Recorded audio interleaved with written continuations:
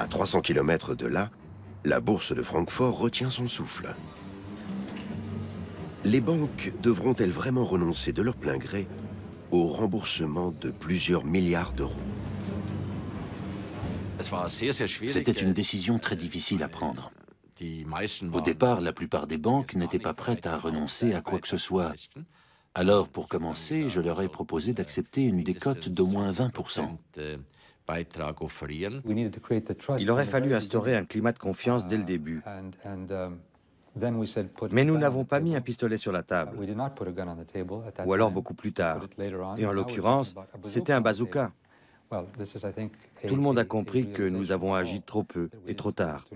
Malheureusement, l'Allemagne n'a pas de vision, n'a pas de projet, n'a pas de stratégie, n'a pas d'ambition européenne. Il y a une chancelière qui veut gagner les élections, c'est tout. Pour les marchés, je crois que le plus important est que nous parvenions à un endettement supportable, qui repose sur une base stable. Et pour conserver un endettement supportable, l'aide des créanciers privés est extrêmement importante. Nous avons décidé, comme je l'ai indiqué à de nombreuses reprises, de soutenir la Grèce en tant que membre de l'euro et de la zone euro. Lui non plus n'a pas de vision européenne, n'a pas de projet européen. S'il avait eu un projet européen, si Mme Merkel avait eu un projet européen, nous n'en serions pas là. Ils auraient pensé ensemble depuis longtemps une stratégie fédérale ou une stratégie non fédérale, enfin une stratégie. Alors, n'ont-ils pas de stratégie?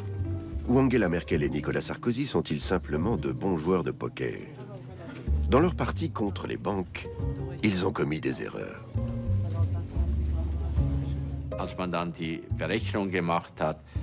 Quand on a calculé la viabilité de la dette, qui est l'aspect déterminant sur lequel le FMI a lourdement insisté, on a réalisé qu'il ne suffirait pas d'exonérer la Grèce de 21% de sa dette. D'autres pays endettés sont également menacés. L'Irlande, le Portugal, l'Espagne. La peur d'un effet domino se propage. L'Italie pourrait être le prochain pays sur la liste, même si l'ancien chef du gouvernement, Silvio Berlusconi, minimise les faits. L'Italie repose sur des bases solides. Si l'on considère les dettes publiques et privées, l'Italie est le pays européen le plus solide, après l'Allemagne et avant la Suède, la Grande-Bretagne, la France, etc. Nous avons le second déficit le plus bas en Europe après l'Allemagne. Avec un taux de chômage de 7,9%, nous sommes en dessous de la moyenne de la zone euro. Et notre système bancaire est extrêmement solide.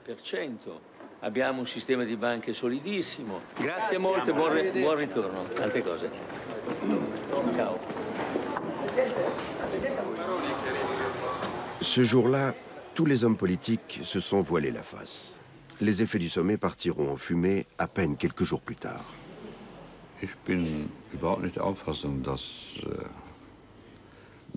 Pour moi, ce que nous avons réalisé depuis l'été 2011 ne porte certainement pas la marque d'une gouvernance d'État de haut niveau. Mais il est vrai que nous n'avions encore jamais eu affaire à une crise aussi profonde et aussi étendue.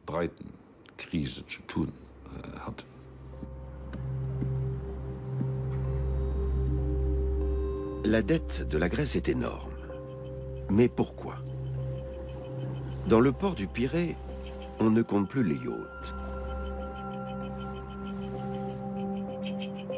De toute évidence, certains Grecs gagnent beaucoup d'argent et paient peu d'impôts.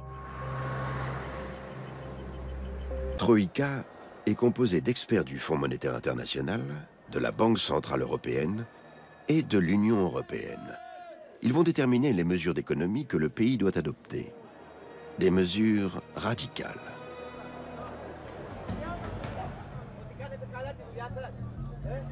Plusieurs centaines de milliers de fonctionnaires risquent d'être licenciés.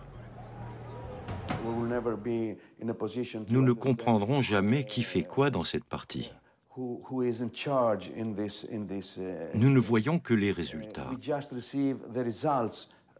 Et je peux vous dire que les résultats sont très durs pour notre société. Au final, ils n'y couperont pas. Quand vous avez vécu trop longtemps au-dessus de vos moyens, vous n'échappez pas à une crise de réajustement. C'est la même chose dans la vie privée.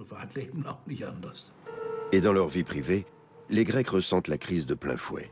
Ils sont plusieurs centaines à faire la queue tous les matins devant ce bureau.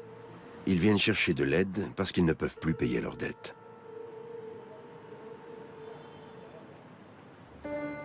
Vassilis Xenakis est un important dirigeant syndical. Un simple mot de sa part suffirait à paralyser le pays. Selon lui, le plan d'austérité pèse trop lourd sur la Grèce. Ils ne pourraient pas nous accorder un peu plus de temps? 1 an, 6 mois, le temps de voir les résultats et de prévoir la prochaine étape? Ils ne comprennent donc pas qu'il s'agit d'êtres humains et pas seulement de chiffres.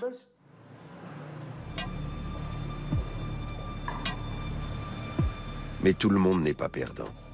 Stelios Zavos fait la navette entre Wall Street et Athènes. Pour cet investisseur, la situation actuelle de la Grèce est une opportunité.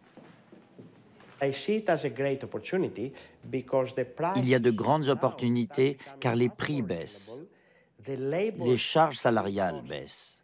Les licences et les autorisations sont plus faciles à obtenir. C'est donc une bonne occasion pour démarrer des projets de tourisme de grande envergure.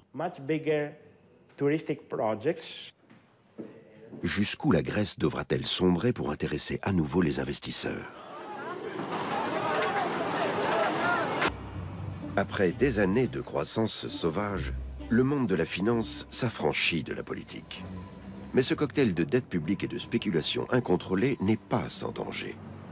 Pour les milieux financiers également. Les investissements vont diminuer. Les crédits seront accordés avec plus de précautions. Car les banques auront du mal à rassembler assez de capitaux et ne pourront plus en prêter autant qu'auparavant.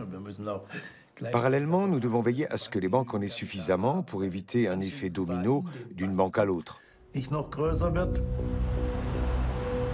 La menace n'épargne pas les banques allemandes. La Commerzbank détient un très grand nombre d'emprunts d'État de la Grèce.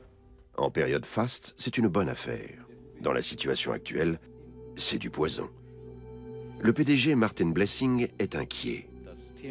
Notre problème est qu'en tant qu'investisseurs européens à long terme, nous avons trop d'emprunts d'État. Et en l'absence de mécanismes de contrôle, nous ignorons, du moins pour le moment, s'ils seront remboursés. Les organes de contrôle procèdent actuellement à des simulations de pertes partielles, comme celle des emprunts d'État italiens. La Deutsche Bank lutte elle aussi contre la crise. Son PDG, Joseph Ackermann, redoute l'apparition d'une dynamique propre à la crise. Il a reconnu les premiers signes d'une contamination, d'un effet domino qui pourrait s'étendre à d'autres pays.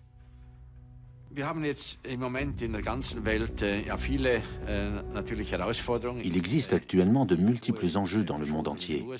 Le haut niveau d'endettement des États-Unis, les déséquilibres du marché immobilier, le ralentissement de la croissance en Chine. Comme cela arrive souvent, les problèmes se multiplient et l'on constate déjà une certaine contamination du problème grec à d'autres pays.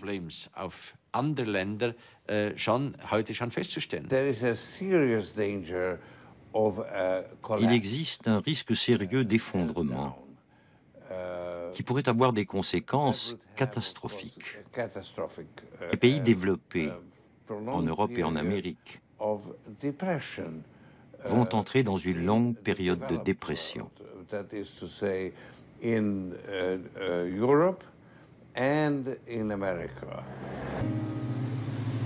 Mais qui tire les ficelles? Dans le bras de fer qui les oppose aux banques, les politiques sont-ils réellement les plus forts?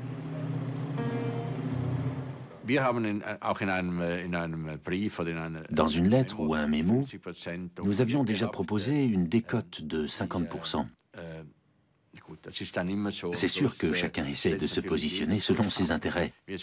Nous avions une convergence. D'ailleurs, avant la conférence, nous étions déjà prêts à accepter 40%, compte tenu de l'évolution du marché et des taux d'intérêt.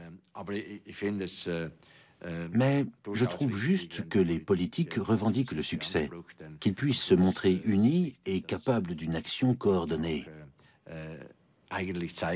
En tout cas, nous n'avons pas voulu jouer un rôle important. Mais il n'a pas fallu nous convaincre longtemps pour qu'on accepte une décote de 50%, car nous l'avions déjà proposé auparavant.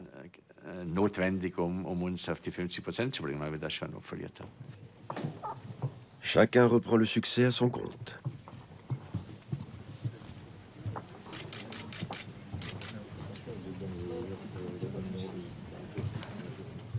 S'agissant de la Grèce, la France souhaitait éviter le drame qu'aurait représenté un défaut de la Grèce. Quand on se souvient des conséquences de la faillite de Lehman Brothers, c'est ce qui est fait.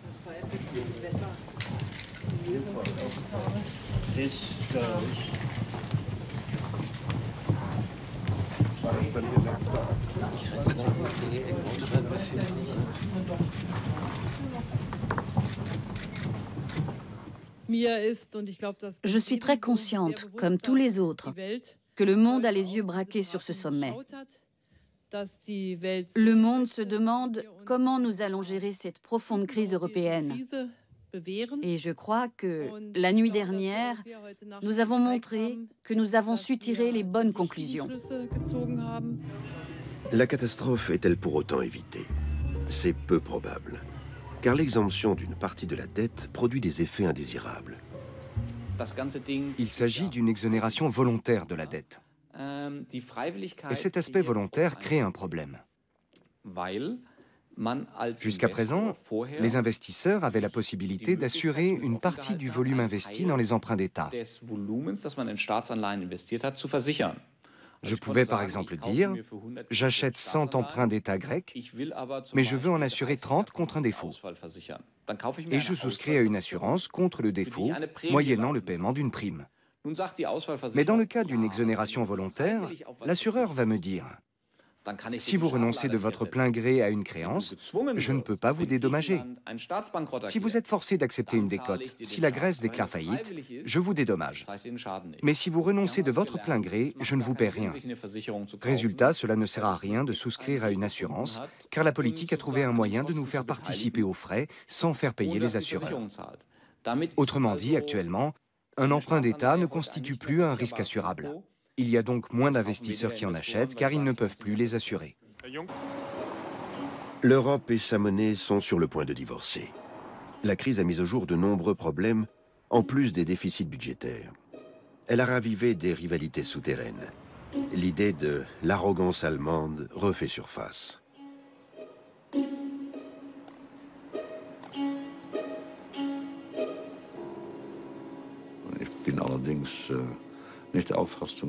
L'idée qui circule dans beaucoup de pays, selon laquelle l'Allemagne et la France seraient les seuls pays à agir face à la crise, cette idée est fausse. Comme il est faux de dire que seule l'Allemagne défend la stabilité. D'où vient en Allemagne cette attitude récurrente qui consiste à dire « nous les Allemands qui gérons nos affaires raisonnablement, devrions mettre la main à la poche pour que nos voisins puissent continuer à s'endetter ?» Je trouve cela très insultant. L'Allemagne ne devrait pas croire, comme l'a récemment déclaré en public la chancelière Angela Merkel, que l'Allemagne est réduite au rôle de trésorier de l'Europe. Peut-être est-ce aussi le pays qui profite le plus de l'Europe.